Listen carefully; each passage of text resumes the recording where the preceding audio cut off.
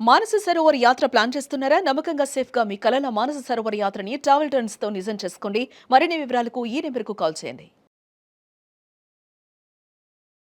నమస్తే రమ్మగారు. నమస్తే జయ. రమ్మగారు, మొన్న సంక్రాంతి సెలవుల్లో మీరు మంచి ట్రిప్ వేసి వచ్చారు. దేవాలయాలన్నీ దర్శించుకొని వచ్చారు కదా? అన్నీ కాదు, కొన్నే. కొన్నేనా? చాలా లిస్ట్ చెప్పారు నాకు. కానీ అవన్నీ చేయలేదు. ఓహో, ఎక్కడికెక్కడికి వెళ్ళారు? ఏ ఏ దేవాలయాలను దర్శించుకున్నారు? 2 ప్రత్యేకంగా చూద్దాం అనుకున్నాం. ఒక 5-6 ప్లాన్ చేసాం. ఓకే. అంటే మనం ప్రపోజ్ చేస్తాం, డిస్పోజ్ చేయాల్సింది మనం కాదు కదా. అంతే కదా. భగవంతుడు ఎక్కడెక్కడ అనుకూలించాడో ఆ అనుకూలించిన 2 చోట్ల సానుకూలంగా ప్రవర్తించి నువ్వు ఇంతే ఇచ్చావు బాబు అని ఆయనకో దండం పెట్టుకుని వచ్చేసాం. ఎక్కడికి వెళ్ళారు రమ్మగారు? యాక్చువల్గా ప్రతి సంక్రాంతికి మేము ఎక్కడో చోటకి వెళ్తూనే ఉంటాం జయ. పెద్ద సంక్రాంతి పండగ హడావిడి లేదు, బొమ్మలు లేవు, డాక్టర్ గారికి సెలవు దొరుకుతుంది 2-3 రోజులు. అది ప్రధానమైంది అదే. అందుకని ఎన్నేళ్ల నుంచో సంక్రాంతి పండగకి మేము ఎక్కడో చోటకి వెళ్ళిపోతాం. ఓకే. ఇంచుమించు అమ్మ వెళ్ళిపోయాక నేను ఇక చిట్కుడూరు వెళ్ళలా. అంతకుముందు కొద్దిగా కొన్ని ఏళ్ల క్రితమే కాస్త మానేసాం. ఆవిడ రమ్మంటూ ఉండేది, ఆన్ అండ్ ఆఫ్ వెళ్ళాము. తన తర్వాత ఇంకా అమ్మ తర్వాత ఇంకా నేను సంక్రాంతి పండగకినో ఇంతే. ఆ ఊరు ఈ ఊరు ఈ ఊరు ఆ ఊరు ఒక్కసారి వెళ్ళానేమో ఈ 15-16 ఏళ్లలో, అంతే. అదేలేండి. కొల్హాపూర్ వెళ్దామని ఎప్పటి నుంచో అనుకుంటున్నాం. అవును. ఈ కొల్హాపూర్ నుంచి గోకర్ణం వెళ్దాం అనుకున్నాం. వెళ్ళేటప్పుడే తుల్జాపూరు పండర్పూరు 2 చూసి అప్పుడు కొల్హాపూర్ వెళ్దాం.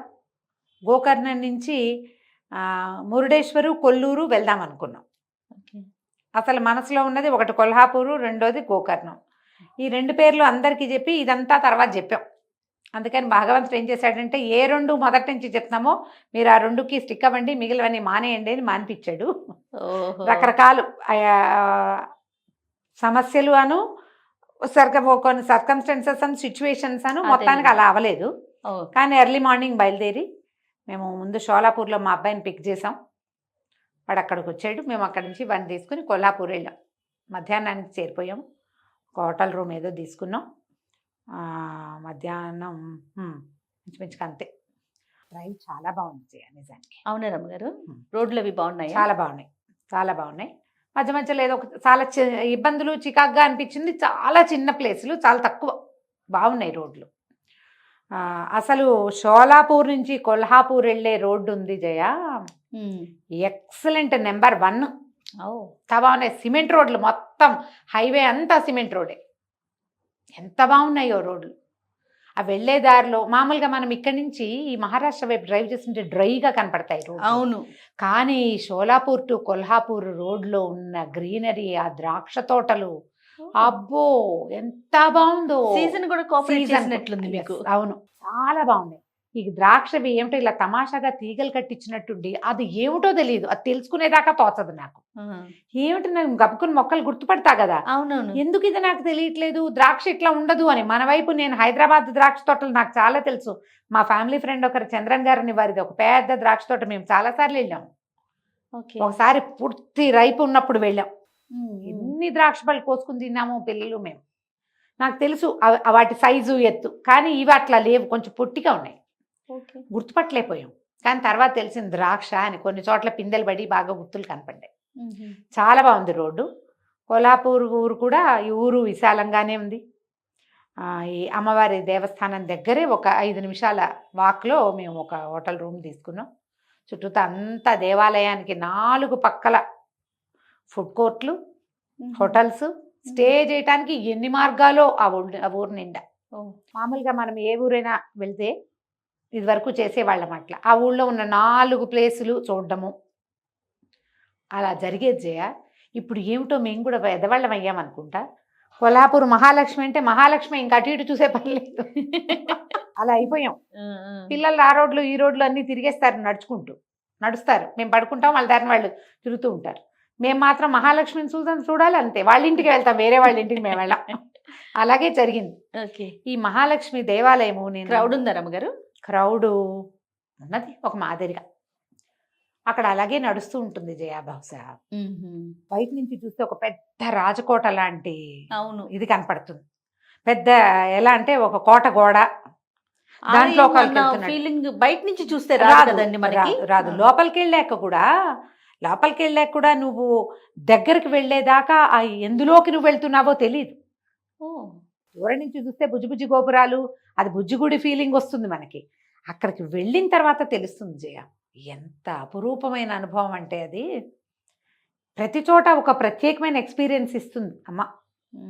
ఈ కోట గోడ చాలా పెద్దది, తలుపులు దానికి ఈ మన ఈ కొల్హాపూర్ లోపలికి మనం గుడి వైపుకి వెళ్తుంటే కూడా అక్కడ ఒక ఫోర్ట్ అవి ఉన్నాయి. ఇదివరకటి రోజుల్లో మా పిల్లలు ఫోర్ట్లు చూడగానే ఎగిరి గంతే దూకి వెళ్ళిపోదాం అది చూడాలి అది అనేవాళ్ళు. ఇప్పుడు వాళ్ళకి ఇంట్రెస్ట్ తగ్గిపోయింది. మేము అసలు లిస్ట్ బాదాడు చెప్పాక గుడి అంటే గుడే. ఇంకా పెద్ద కోట పక్క నుంచే మనం వెళ్తాం ఆ లోపలికి. వెళ్తే ఈ అమ్మవారి దేవస్థానాన్ని కూడా చాలా పెద్ద ఇవి ఉండి 4 పక్కల ద్వారాలు ఉన్నాయి. మేము ఈ వైపు ద్వారం నుంచి ప్రవేశించాం. మేము వెళ్ళిన వైపు ద్వారానికి అది ఉన్నదన్నమాట. అది శివాజీ చౌక్లోంచి వెళ్ళాం మేము. పెద్ద ఛత్రపతి శివాజీ. కడుపు నిండిపోతుంది ఆయన ఎక్కడ పెడితే అక్కడ కనపడతాయి విగ్రహాలు, మనిషి కూర్చున్నట్టే. ఎంత బాగుంటుందో, చాలా సంతోషంగా ఉంటుంది. ఇంకా హిందుత్వం నిల్చుంది ఈయన వల్ల కదా అనిపిస్తుంది. అది మధ్యలో అట్లా విగ్రహం ఉంటుంది. ఆయన పక్క నుంచి వెళ్తే అది పెద్ద గోడల్లే ఉండి లోపలికి వెళ్ళాక ఇంకా ఏమిటో గోడలాగా కనిపిస్తుంది. లోపల ఒక మందిరం కూడా ఉన్నది. కుడి చేతి వైపుకి తిరిగాక అప్పుడు మనం మందిరం వైపుకి వెళ్తాం. ఈ లోపలికి వెళ్తే మళ్ళా అక్కడ ఇంకొక తలుపు గోడ కొంచెం చిన్న. ఇప్పుడంతా ఏముంది, ఇంతమంది జనం వెళ్తున్నాం కదా, అన్ని ద్వారాలు వాసాలు వాటి మధ్యలో నుంచి ఇట్లా సన్నగా నడుచుకుంటూ వెళ్తాం. కొంచెం సెక్యూరిటీ ఇదేదో ఉన్నది. అది దాటుకుని లోపలికి వెళ్తే ఒక రావి చెట్టు ఉంది దేవాలయంలో. ఎట్లా పెట్టారంటే మనం మెట్లు ఎక్కి ఆ రావి చెట్టుకి ప్రదక్షిణ చేసో చేయకుండానో ఎక్కి ఆ రావి చెట్టు మీద నుంచి మళ్ళీ కిందకి దిగి మెయిన్ లైన్లోకి వెళ్తాం. ఎవరైనా అందులోకి ఎక్కి అందులోంచి దిగాల్సిందే. ఇట్లా పెట్టారు. ఈ దిగి వెళ్తే అప్పుడు మనం అసలు దేవాలయం దగ్గరికి వెళ్తాం. ఈ దేవాలయము ఇట్లా నక్షత్రాకారంలో ఉంది జయ. బహుశా పైనుంచి చూస్తే అదేమైనా శ్రీచక్రపు కోణాలేమో అనిపించేలాగా ఉంటుంది. ఇట్లా కోణాలుగా ఉండి ఈ కోణాలన్నిటి మీద కూర్చుని పూజ చేసుకుంటూ కనపడ్డారు ఆడవాళ్ళు. మేము వెళ్ళిన రోజున సంక్రమణం. మేము వెళ్ళింది ఏ రోజు, ముందు భోగి రోజు వెళ్ళాం. భోగి నాడే మేము వెళ్ళింది. భోగి నాడు సాయంకాలం ఒక దర్శనం చేసాం. సంక్రమణ మర్నాడు పొద్దున సంక్రాంతి రోజున ఒక దర్శనం చేసాం. ఈ మొత్తం ఇది నిండా అసలు అక్కడ మరాఠీ వాళ్ళ పూజా విధానమే ఏదో వేరేగా ఉంది. ఓ 9 వక్కలు, తర్వాత 9 పువ్వులు, దాని మీద ఏమిటో ఈ మన వాటిని ఏమంటారు పంచదార గోళీలు అవి పెడతారు. తర్వాత అన్నిటికీ వస్త్రాలు, అన్నిటికీ ఉపవీతాలు, అన్నిటికీ పసుపు తాళ్ళు బోళ్ళని పెట్టి వాళ్ళంతా ఎవరి పూజలు గందరగోళంగా పూజ చేసుకుంటున్నారు. మనకు అర్థమయ్యే పూజ కదా, అక్కడ విధానం వేరు కదా. ఈ మొత్తం లైన్ అంతా అదే. మనం ఈ దాంట్లోకి ఆ వరసలోకి వెళ్తే ముందు ఎడం వైపు బాలాజీ దర్శనం ఇస్తాడు.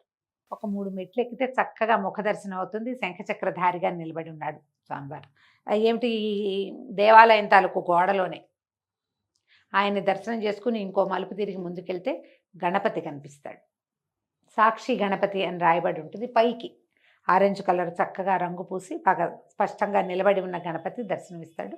ఈ గణపతిని చూసిన తర్వాత మనం పైకి దేవాలయంలో ప్రవేశిస్తాం. లోపల ఎన్ని రకాల స్తంభాలు ఉన్నాయో జయ, చాలా స్తంభాలు. అన్ని స్తంభాల మధ్యలో నుంచి నడుస్తూ వెళ్తాం మనం. ఈ శ్రీచక్రాకారంలో నిలబడి నక్షత్రాకారంలోనూ కనపడుతున్న గూడంతా ఈ స్తంభాల మీద నిలబడి ఉంది. నల్లటి స్తంభాలు, ఎంత నునుపైన చెక్కడమో, ఎంత చక్కటి పనితనము. మనం లోపలికి వెళ్తుంటే ముందు మహాకాళి మహాసరస్వతి దర్శనమిస్తారు. సరస్వతి స్వరూపం, తర్వాత మహాకాళి స్వరూపం. ఒక పక్కనేమో సూర్యనారాయణుడు, తర్వాత వరుణదేవుడు రెండు దర్శనమిస్తారు. లోపలికి వెళ్తుంటే పెద్ద ప్రతిమా విశేషం ఒకటి కనపడుతుంది. దాని పక్క నుంచి మనం లోపలికి వెళ్తాం. నాకు అక్కడ విపరీతంగా నచ్చింది ఏంటంటే ప్రతి వాళ్ళకి ఒకే రకమైన దర్శనం ఇస్తుంది అమ్మవారు. నువ్వు ముందెళ్ళావు, నేను వెనకొచ్చాను అలాంటిది లేదు. టికెట్లు లేవు, ఏమీ టికెట్ లేదు. మొత్తం వెళ్ళిన వాళ్ళందరికీ ఒకే రకమైన దర్శనం లభిస్తుంది. కొంచెం బాగా లోపల దాకా వెళ్ళిన తర్వాత కొద్దిగా ఆడవాళ్ళ లైన్ అమ్మ ఈ సందులో ఇంకో స్తంభాల పక్క నుంచి వెళ్ళాం అంతే. అందరము ఆమె ఎదురుగుండా నుంచే వెళ్తాం. తిరిగి వచ్చేటప్పుడు మళ్ళీ ఆమెను చూసుకుంటూనే వస్తాం. ఎట్లా ఉన్నది మనం టీవీలో ఎలా స్పష్టంగా చక్కగా ఇట్లా మొహం ఎదురుగుండా నిలబడి చూస్తామో అంత ముఖం ఎదురుగుండా నిలబడి సన్నిధిలో కన్నులారా అసలు తోసేయటం, లాగేయటం, గందరగోళం ఏమీ లేదమ్మా. అవునా? ఎంత సంతృప్తి కలిగిందంటే లోపలికి వెళ్తుంటే పదే పదే అనిపించింది మా దర్శనం అవుతుందో అవదో, ఇంత చచ్చి వచ్చాము, ఏదైనా టికెట్ తీసుకుంటే బాగుంటుందా బాగుంటుందా అని ఎన్ని ప్రశ్నలు వచ్చినాయో జయ. పూర్వానుభవాలు ఎన్నో ఉన్నాయి కదా మనకి. అవునవును. ఒక్క క్షణం కూడా చూడకుండా 5-6 గంటలు నిలబడితే క్షణంలో బయటకు వచ్చేస్తున్నాం కొన్నిసార్లు. అవును. ఎంత అసంతృప్తో, ఎంత బాధో, ప్రశాంతత కోల్పోయి అయ్యో బాగా చూడలేదు, బాగా కనపడలేదు అని. అసలు అది లేదమ్మా. ఇక ఎట్లాంటి దుఃఖం వచ్చిందంటే జయ, లోపల నుంచి నాకు ఇంత సింపుల్గా ఇట్లాగా టీవీలో చూసినట్టు కనపడుతోంది. పైగా నాకు కాదు, నా వెనకాల ఉన్నవాడికి, పక్కన ఉన్నవాడికి, ముందున్నవాడికి, ఎక్కడి నుంచున్నా సరే అదే రకమైన దర్శనం. ఇట్లా నిలబడి కొంచెం పాదాలు ఇట్లా లేపినట్టు కనపడుతుంది జయ. ఎక్కువ చాలా పెద్ద స్వరూపం కాదు తల్లిది, చిన్న మూర్తే. ఆవిడ ఇంత ఇట్లా కనపడదు కదా. ఆ టీవీలో ఏం చూస్తాం, మనకి క్లోజ్గా చూపిస్తారు కాబట్టి ముఖము విశదంగా తెలుస్తుంది, కానీ ఎంతో ఒక 2.5 అడుగులు 3 అడుగులు ఉన్నారో లేదో అనిపిస్తుంది. అంత ఉన్నట్టు కనపడుతుంది. నా మటుకు నాకు ఇంతే కనిపించింది. నాకు అంతే. కింద ఉన్న గట్టు మీద ఈవిడ నిలబడి ఉన్నది. ఇట్లా కళ్ళు అవి విశదంగా ఉన్నట్టుండి, ఇక్కడి నుంచి పసుపు అవన్నీ పెడతారా, ఈ మరాఠీ స్టైల్లో ఒక వస్త్రం కట్టి కొంచెం కళ్ళు పెద్దవి చేసి చూస్తున్నట్టు. ఎట్లాంటి సంతోషము దుఃఖము అనుభవానికి వచ్చినాయంటే, ఇది నేనే కాదే, వీళ్ళందరూ చూస్తున్నారు. అట్లాగే తనివి తీరా నుంచున్నాను నేను, అందరూ నుంచున్నారు, నిదానంగా నడుస్తున్నారు. ఎక్కడి నుంచి మనం ఇట్లా మండపం లోపలికి ప్రవేశించిన దగ్గర నుంచి వెళ్ళేదాకా కనపడుతూనే ఉందమ్మా. చక్కగా చూడచ్చు. అందులో పొడుగువాడున్నాడు, పొట్టివాడున్నాడు, ముందు అడ్డం వచ్చేసారు. కన్ను మూస్తే మిస్ అయిపోతామేమో, ఏమీ లేదు. చక్కగా బయటకు వచ్చేసాం సింపుల్గా. వస్తుంటే బాలగోపాలుడు కనపడతాడు ఒకవైపు. అక్కడి నుంచి ఈయన పేరేంటి, మన ధన్వంతరి దర్శనము. మళ్ళా సరస్వతి అమ్మవారి ఇంకోసారి కనిపిస్తుంది. దిగి బయటకు వస్తే మళ్ళీ పక్కన ముఖ దర్శన మండపం అని ఇంకొకటి కనపడుతుంది. ఏమీ లేదు. మళ్ళీ ఆ మండపం ఎక్కామనుకో, మళ్ళీ వెళ్ళి అమ్మవారి ఎదురుకుండా నుంచున్నట్టే మనం. ఇప్పుడు వీళ్ళు జనాలు వెళ్తున్నారుగా, వాళ్ళకి వెనక్గా మనం నుంచుంటాం. అక్కడ ఒక అడ్డుకట్ట ఉంది, ఒక ఇవి ఉన్నాయి, ఏమంటారు, లోపలికి వెళ్ళనివ్వరు. కానీ మనం ఎదురుగుండా నుంచున్నప్పుడు మనకి ఏ దర్శనం లభించిందో, ఈ ముఖ దర్శన మండపంలో నుంచి కూడా ఆ అమ్మ అంత జేజీ అలాగే కనపడుతుంది. అద్భుతమైన విషయం అమ్మగారు. చాలా. నాకు ఆ టికెట్ లేకపోవటం ఒకటి బాగుంటే, ఎక్కడ నుంచున్నా ఎవరికైనా అందరికీ లక్ష్మీదేవి సమానమని చూపించింది. చాలా చాలా చాలా ఎన్ని చాలాలు నచ్చిందో, ఎంత కడుపు నిండిపోయిన భావన వచ్చిందో. అయితే మంచి రష్ ఉంది. ఈ లైన్ చాలా సమయం పట్టింది లోపలికి వెళ్ళడానికి. నిదానంగా వెళ్ళాం. నేను మొదట 5 సార్లు చేశాను లక్ష్మీ అష్టోత్తరం. అంత సమయం పట్టింది. అదేలేండి. దబదబా జైలా నిదానంగా చేసుకుంటూ వెళ్ళినా. ఎక్కడి నుంచి మొదలుపెట్టా, వెంకటేశ్వర స్వామి కనపడ్డాక మొదలు పెట్టుకున్నా. బోళ్ళంత మంది తెలుగు వాళ్ళు కూడా కనపడ్డారు. కిందకు వస్తే మళ్ళా మనకి దత్తాత్రేయుల వారి దర్శనం అవుతుంది. అక్కడ దత్తాత్రేయుల వారు ప్రతిరోజు మధ్యాహ్నం భిక్ష చేస్తారు. దత్తాత్రేయుల వారి పాటల్లోనే మనకి కొల్హాపుర భిక్షేసి అని కనపడుతుంది. ప్రతి మధ్యాహ్నము కొల్హాపూర్లో భిక్ష చేస్తారు ఆయన, లక్ష్మీదేవి దగ్గర. ఇక్కడికి వస్తారట. దత్త మందిరం ఉంది. మరి వెనక వైపునేమో ఈవిడ మన తుల్జాభవాని కనపడుతుంది. రాముల వారి సన్నిధి ఒకటి ఉంది. అన్ని సన్నిధుల చుట్టూతా ఇట్లా విశదంగా వెడల్పుగా బాగా పెద్దదిగా 4 పక్కల నుంచి ద్వారాలు, అన్ని పక్కల నుంచి లోపలికి ప్రవేశము. బాగుందో, చాలా సంతోషంగా అనిపించింది. వెళ్ళిపోయాం. మళ్ళీ మర్నాడు పొద్దున్న 6 గంటలకు మళ్ళీ వచ్చేసాం మేము. పొద్దున్నే కొంచెం జనం తక్కువ ఉంటారు. పూజలు విధానాలు ఉన్నాయి అక్కడ. 8 గంటలకు ఒకసారి అభిషేకం ఏదో ఉన్నదట. 8 గంటలకు ఉంది, 5:30కు ఒక అభిషేకం ఉంది, 8ంటికి ఒక అభిషేకం ఉంది. ఏవో బోల్డ్ ఉన్నాయి. మేమేం పూజలు వాటికి ఇంపార్టెన్స్ ఏమో, దర్శనమే కళ్ళ నిండా చూసేయాలి కరువు తీరా. అంతేగాని అక్కడ పూజ చేసుకుంటే ఫలితం వస్తుంది, ఎందుకో ఆ భావాలు తగ్గిపోయినాయి జయ. చిన్నప్పుడు ఉండేవట్లా, ఇప్పుడు ఏమి ఉండదు. మరి కాసేపు సన్నిధిలో ఉండటం, ఆ ప్రాంగణంలో కూర్చోవటం మీదే నా దృష్టి ఎక్కువ. వాళ్ళు కూడా అలాగే అయ్యారు. నాతో ఉన్న జనం అంతా అలాగే ఉన్నాం, కానీ పూజ చేద్దామన్న తాపత్రయం రాలేదు మాకు. చక్కగా మా ఈ చుట్టూతా జనం అంతా ఏంటంటే మన తామర పువ్వులు ఏవైనా పట్టుకెళ్తే అక్కడ ఇవ్వచ్చు. అక్కడ ఏంటంటే మనం ఏదైనా దక్షిణ వేస్తే కనుక లోపల నుంచి కొబ్బరికాయలు తీసి చేతిలో పెడతారు. సగం ఒలిచిన కొబ్బరికాయలు. ముందు రోజు నాకు కొబ్బరికాయ ఇచ్చారు, మర్నాడు పిల్లవాడికి ఒక కొబ్బరికాయ, ఒక చీర ఇచ్చారు. దర్శనం బాగా అయింది. సరే, మేము కొల్హాపూర్ దర్శనం అయిపోయిన తర్వాత ఇక్కడి నుంచి గోకర్ణం బయలుదేరాం. గోవా మీదుగా కూడా వెళ్ళే దారి ఒకటి ఉంది, కానీ మేము ఆ దారి తీసుకోలే. కొంచెం ఇంకొక 20-25 కిలోమీటర్లు ఎక్కువ. నేనన్నా మనం మళ్ళీ మళ్ళీ గోవా వెళ్ళేది లేదు, సముద్ర తీరం చూసుకుంటూ వెళ్ళొచ్చు కదా అన్నా కానీ మీరేం పెద్ద ఇష్టపడలే. ఎందుకు ఘాట్స్ ఉన్నాయి, ఎక్సలెంట్ రోడ్లు. గోకర్ణ వెళ్ళే రోడ్డు కూడా మధ్యలో 1-2 చోట్ల కొంచెం చికాకు పెట్టింది, కానీ మిగిలిన రోడ్లన్నీ బాగున్నాయి. గోకర్ణం కూడా వెళ్ళిపోయాం. గోకర్ణం వెళ్ళాం, సముద్రంలో దిగాం. సముద్రానికి దేవాలయానికి పెద్ద దూరం లేదు. అవును. నువ్వు వెళ్ళావు కదా. గోకర్ణం వెళ్ళాను కానీ మన కొల్హాపూర్ వెళ్ళలేదా? వెళ్ళలేకపోయాను రమ్మగారు. వెళ్ళాలి జయ, తప్పకుండా. హైదరాబాద్ నుంచి 8-9 గంటల ప్రయాణమే, అదే అదే సింపుల్గా వెళ్ళిపోవచ్చు. చూడాల్సిన దర్శనం. తప్పకుండా. ఈ గోకర్ణంలో మేము అవతల వైపు నుంచి వచ్చాం, దేవాలయం దగ్గర రోడ్లు ఎంత సన్నటివో, కారు వెళ్ళదనుకున్నాం. శుభ్రంగా కారు వెళ్ళిపోవటం, వెళ్తుంది అని చెప్తూనే ఉన్నారు. అదంతా వన్ వేనే. మళ్ళీ దేవాలయం వైపు ఎదురొచ్చే వీలే లేదు అసలు, రానివారు ఇంకా. ఒకవైపు నుంచి అలా వెళ్ళి ఆ సన్న రోడ్లన్నీ తిరుక్కుంటూ వెళ్ళాం. వెళ్ళి సరిగ్గా బీచ్లో కారు ఆపుకొని బీచ్కి దగ్గరలోనే ఒక రూమ్ తీసుకున్నాం మేము. నిమ్మి అనేది బాగుంది ప్లేస్, చక్కగా ఉంది. 2-3 రకాల రూములు ఉన్నాయి. మేము ఏదో ఒక రూమ్ తీసుకున్నాం, 3 బెడ్స్ కావాలని. అక్కడ ఆగి సాయంకాలం ఒకసారి దర్శనానికి వెళ్ళాం. సాయంకాల దర్శనము 7 లోపల వాళ్ళు ఏదో మూసేస్తారు అంటే 7 లోపల ఎట్లా మూసేస్తారు, ఇంత గుంపు ఉన్నారు అనుకున్నాం మేము.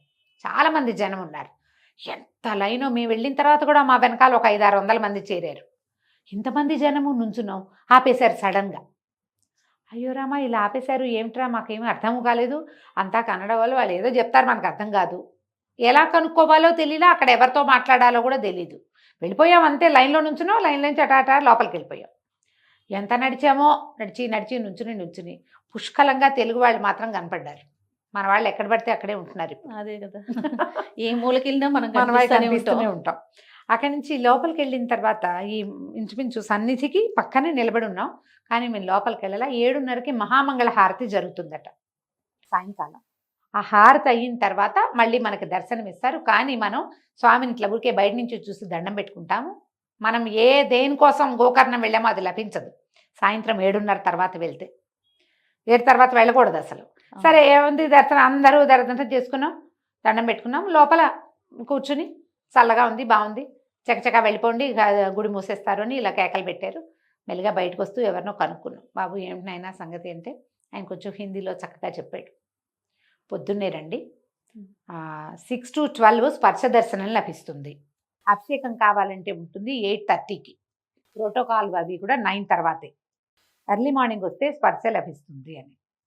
ఈ స్పర్శ అంటే మనం శ్రీశైలంలో స్పర్శ చేస్తాం, కాశీలో స్పర్శ ఉంది, ఇది కూడా అలా ఉంటుంది అని. అయితే శ్రీశైలంలో కాశీలో ఇవన్నీ ఒక దారి అయితే, ఇక్కడ ఉన్నది సాక్షాత్తు పరమేశ్వరి ఆత్మలింగం అని చెప్పబడుతుంది. దాన్ని ముట్టుకోవటం అంటే ఏమిటది, ఊహొస్తేనే ఎలాంటి జల్లుమంటుంది. వాళ్ళు బయటకు వస్తే వాళ్ళు ఎవరు చాలామంది తెలుగు వాళ్ళు పలకరించారు. ఒక ఆవిడ అడిగారు కూడా, ఇక్కడ అభిషేకాలు పూజలు అవి లేవు, ఏమి టికెట్లు అవి తెలియలేదంటే, కాదు 8:30కి పూజ ఉంది, అభిషేకం చేసుకోవచ్చు అంటే. స్పర్శ అభిషేకం అంటే నా ఓటు స్పర్శకే, ఎందుకంటే అది ఎక్కడా లభించేది కాదు. అభిషేకం అన్ని చోట్ల కుదురుతుంది, ఇక్కడ స్పర్శే కదా ముఖ్యము. మరి వాళ్ళు ఏం చేశారో మళ్ళీ వాళ్ళు నాకు కనపడలా. మర్నాడు పొద్దున ఇంకా చాలామంది కనిపించారు. మేము బాగా అలసిపోయాం ఈ ప్రయాణంతో. తెల్లవారి 6 గంటలకి మళ్ళీ లైన్లోకి వెళ్ళాం. లైన్లోకి వెళ్తే దాదాపుగా ఒక గంట 10 నిమిషాల్లో, 1:20 నిమిషాల్లో వెళ్ళిపోయాం లోపలికి. వెళ్తే ముందు రోజు రాత్రి మేము నమస్కారం చేసుకున్నది ఏమిటి, వెనకాల ఏదో ఒక స్వరూపంలాగా కనపడింది. ఎక్కడ దండం పెడుతున్నామో తెలియకుండా గర్భగుడికి నమస్కారం చేశాం. అసలు ఆయన ఇక్కడ ఉన్నాడు. పాన్వట్టం మీద, పాన్వట్టం కూడా పూర్తి పాన్వట్టపు ఆకారంలో లేదు, ఒక తమాషాగా ఉంది అక్కడ. ఒక ఇంత గొట్టంలాగా ఉందని చెప్పాలి జయ. ఒక ఏమంటారు, లోట లాంటిది పెట్టుంటే ఎలా ఉంటుంది అలా ఉన్నది. ఆయన తెలుగా, హిందీయా, ఇంగ్లీషా, కన్నడ, తమిళమా అది లిస్ట్ అడిగారు అర్చకులు. తెలుగు అనగానే ఆయన గబగబా చెప్పడం మొదలుపెట్టారు. రావణాసురుడు ఆత్మలింగం తెచ్చాడు, భూకైలాస్ సినిమా చూసారా, ఎన్టీ రామారావు భూకైలాస్ అని చెప్పి ఆత్మలింగం ముట్టుకోండి అని చెప్పారు. నేను ఇప్పుడు చెప్పలేకపోతున్నాను జయ, నాకు వచ్చిన ఫీలింగు. ముందు పిల్లవాడే మా అబ్బాయే వంగేడు, ఇట్లా మోకాళ్ళ మీద కూర్చునేసరికి ఆయన కూర్చోవద్దు కూర్చునేది కాదు, వంగి చేయి పెట్టమన్నారు. వాడు వంగి అప్పుడు అలా ఉంది కదా, అందులోకి చేయి పెట్టి, లోపల చేయి పెట్టి తీసేసాడు. ఈయన పెట్టారు చెయ్యి. నాకు మామూలుగా శివలింగాన్ని ముట్టుకోవటానికి నాకు శంక, నేను చెయ్యను ఆ పని. చెయ్యి వెళ్ళటల్లా, చేసేద్దామని ఉంది. ఆయన ముట్టుకో ఏం పర్వాలేదని చెప్పారు. ఆ చెయ్యి పెడితే లోపల ఇసక నాకు తగిలింది. పాలు నీళ్లు కొన్ని పువ్వులు అభిషేక జలాల లోపల మనం ఇట్లా ముట్టుకుంటే మన చేతికి ఇసకలాగా తగులుతుంది జయాది. అంటే దాని కింద ఆత్మలింగం ఉన్నది. మనం ఆత్మలింగపు శిరోభాగాన్ని ముట్టుకుంటున్నట్టు. ఆ చేయి బయట తీస్తే ఆ చేతికేసి చూసుకుంటుండే కాళ్ళు చేతులు తేలిపోయినాయి ఇట్లా నాకు. దండం పెట్టుకున్నాం, ఏదో నమశివాయ లోపల నడుస్తోంది. ఈ బయటకు వచ్చేసరికి నేను అసలు చాలాసేపటి దాకా అందులోంచి బయటికి రాను అనుకున్నా. ఈ బయట మనకి తెలుగు వాళ్ళు ఉంటారా, వీళ్ళు దేవాలయానికి వచ్చారు డిస్టర్బ్ చేయకూడదని అనుకోరు. ఎవరో ఒకళ్ళు వెంటబడి పలకరించి ఊరికే పలకరింపు కాదు, గబుక్కును ముట్టుకుంటారు. సరే ప్రేమాశ్రయం నేను కాదని అన్నగానే ఈ రేర్గా వెళ్ళిన దేవాలయాల ఆ అద్భుతమైన అనుభూతిని ఉండనివ్వటం కష్టమేసింది నాకు. నేను ఏం చెప్పను, వాళ్ళ అభిమానాన్ని నేను కాదనలేను, ఇప్పుడు నాకు కలిగిన ఈ ఆత్మానుభూతిని దాన్ని వదిలిపెట్టుకోలేను. చాలా కళ్ళనీళ్ళకి వచ్చేసింది నాకు. ఈ ఆ చేతిని ముట్టుకోవాలని లేదు, ఆ చేతితోటి ఏది నాకు. టక్కిన ఆవిడెవరో వచ్చి చేయించుకున్నారు. ఒక దెబ్బకి వచ్చేసే భూమి మీదకి అద్దె. అక్కడి నుంచి ఆ లోపల నుంచి బయటకు వస్తుంటే నేను అందులో నుంచి బయటికి రాలా. పలకరిస్తుంటే మాట్లాడుతున్నా, ఏదో అంటున్నాను కానీ ఈ చెయ్యి పట్టుకునేసరికల్లా వదిలేసింది అనమాట. కొంతమంది వంగి దండం పెడతారు, అదో ప్రాబ్లం. సరే ఏం చేస్తాం. సరే కానీ మా ఫ్రెండ్ ఒకరు శాంతి గారు ఇంతకుముందు వెళ్ళొచ్చారు. ఆవిడ చెప్పారు మీరు ఎర్లీ మార్నింగ్ 5:30 కల్లా వెళ్ళిపోండి, స్పర్శ అందుతుంది అని. గోకర్ణంలో చేసి తీరవలసింది అది. నువ్వు ఏం అభిషేకం చేసుకో, ఏ పూజ చేయకు, దేవాలయం చుట్టూ ఎన్ని ప్రదక్షిణాలు చేయండి, ఆ లోపల చేయి పెడితే వచ్చేటువంటి సంతోషం, ఆ అనుభవం చేసి తీరవలసిందే ప్రతి వాళ్ళు కూడా. బయటకు వచ్చాం. లోపల అమ్మవారు తామ్రగౌరి అనే స్వరూపంలో కనపడుతుంది. మేము వెళ్ళేసరికి అలా నిరలంకారంగా నిలబడి ఉన్నదమ్మ. ఆ తామ్రగౌరి దర్శనం చేసుకుని పక్కనే తామ్రపర్ణి ఒక కొలను ఉంటుంది, అస్థి విసర్జనం చేస్తారట అక్కడ. దాంట్లో అస్థికలు కనపడతాయి చాలామంది. గోకర్ణ క్షేత్రం పితృ కార్యాల కోసం ప్రత్యేకమైంది కదా, ఈ నారాయణ బలి అవి చేస్తారు. ఎప్పటెప్పటివో ఈ పితృదోషాలు హరిస్తుంది ఆ క్షేత్రం.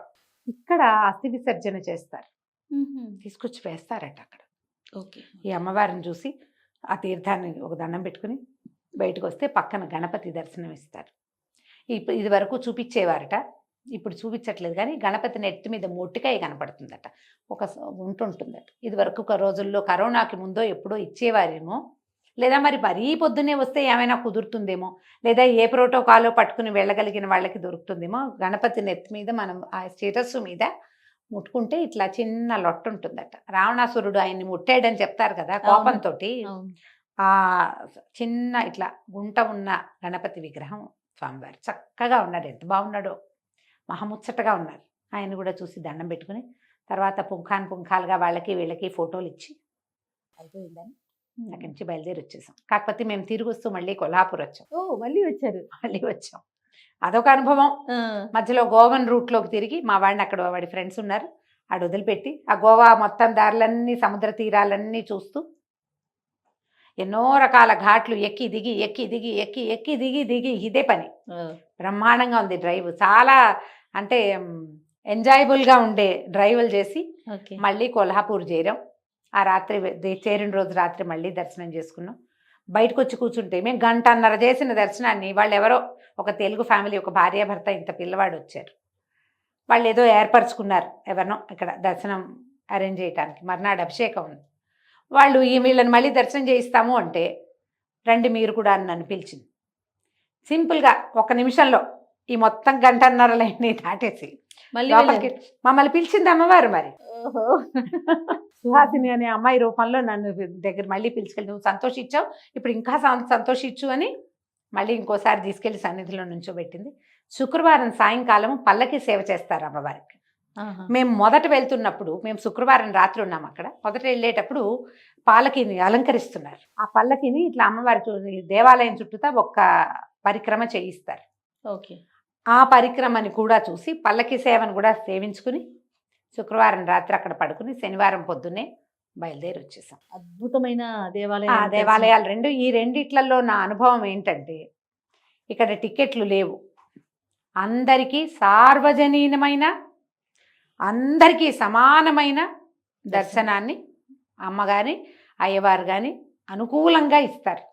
మేము ఈ కర్మానుభవాలు కనుక మిమ్మల్ని ఒప్పుకుంటే చక్కటి దర్శనం లభిస్తుంది. టికెట్ లేవు, హైరాన్ లేదు, ఏమీ లేదు. మేము ఏ పూజలు చేయించుకోలేదు, కానీ పరమ సంతోషమైన దర్శనాలతోటి తిరిగి వచ్చాం. ఇంక ఈ ఊళ్ళో అవి చూడలేదు, ఇవి చూడలేదు, నథింగ్ డూయింగ్, అవేం అక్కర్లా మాకు. ఇవి రెండే చాలు. చాలా బాగా అయింది. రైట్ అమ్మగారు. నమస్తే. నమస్తే.